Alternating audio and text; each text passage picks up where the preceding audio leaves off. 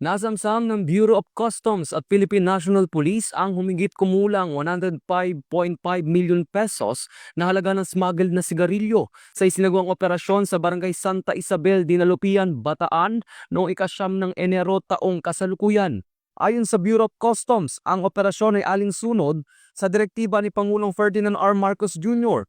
na paigtingin ang border security at protektahan ng government revenue at sa maigpit na utos ni BOC Commissioner Ariel F. Nepomuceno, pinangunahan ito ng Customs Intelligence at Investigation Service at Enforcement and Security Service bilang bahagi ng pinaigting na kampanya laban sa illicit trade. Sa loob ng isang compound, natuklasan ng mga otoridad ang 12 sasakyan na may kargang tinatayang 1,030 master cases ng mga sigarilyong may iba't ibang brand na may tinatayang halaga ng 105.575 million pesos. Batay sa packaging at inisyal na investigasyon, ang mga sigarilyo ay hinalang nagmula sa China, Vietnam at Korea at target umanong ipamahagi sa mga lalawigan sa Region 2 at 3.